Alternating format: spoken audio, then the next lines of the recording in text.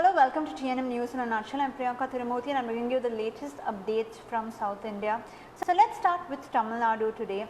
So the first piece of news is quite good. In fact, the fact we have learnt that SPB's health is currently stable, and MGM Healthcare has said this in a press release today. His son, who put out a video shortly after the press release, has said that this comes as delightful news for the family because he was earlier classified as critical.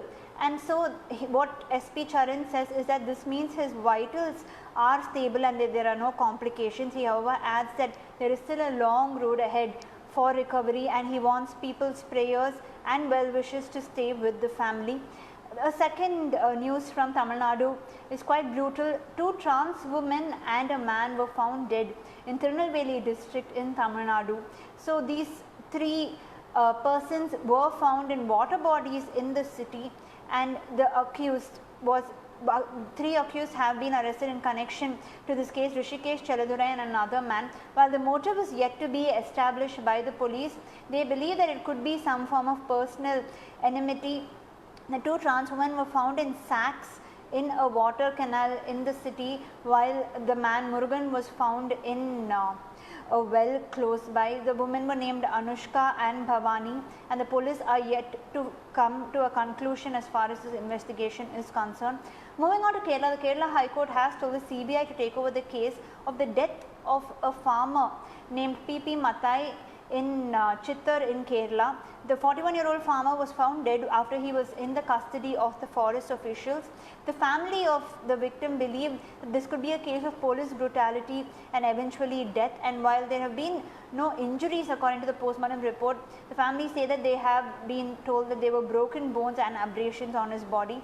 And the second news from Kerala is that the Kerala government is looking into the Life Mission program, a housing project for the poor, after they have learnt that from the Enforcement Directorate that Swapna Suresh, the accused in the gold smuggling scam, actually got kickbacks for this project. They are looking into the documents to see how this particular issue can be rectified, and Chief Minister's office is currently reviewing files related to the project, which are under the local self-government department, finance and law departments.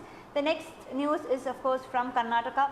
Good news for tipplers in Karnataka. The Karnataka Excise Minister H. Nagesh has told the News Minute on Thursday that restaurants and bars which are serving alcohol are likely to be open from September in the state.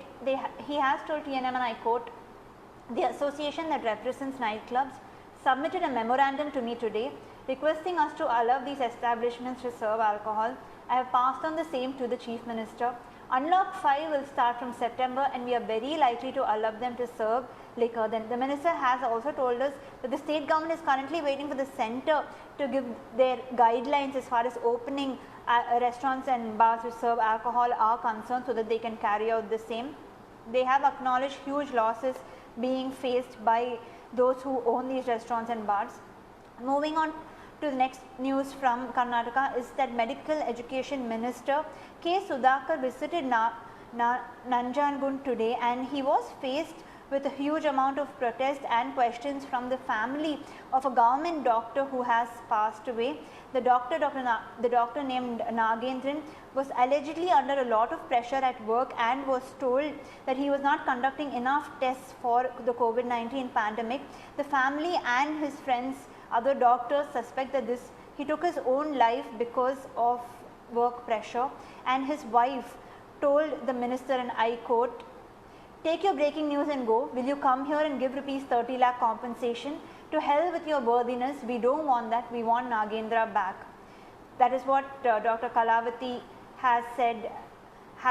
I beg your pardon, she is a colleague of the deceased doctor.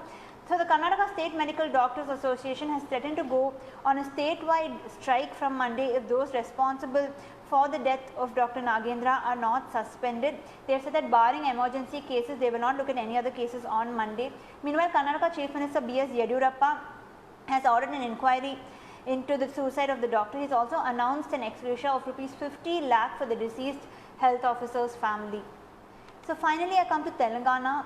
It is tragic news from Telangana. We have come to learn that despite hours of hectic rescue activities, the Telangana officials could not save people trapped inside the Telangana State Power Generation Corporation's Hydel Power Station at Sri Sailam in Nagar Kurnool district.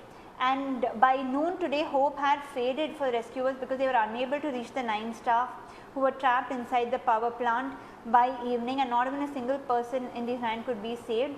Their bodies were however recovered one after the other by the rescue teams. We know that this fire broke out on Thursday due to a short circuit is what they believe in the power plant, and though several of the workers escaped, we know for a fact now that 9 persons have definitely died. Both the NDRF and the CISF were involved in this rescue operation. These are the top updates as far as the southern states are concerned. For now, this is Priyanka Tirumurthy reporting for the News Minute from Chennai.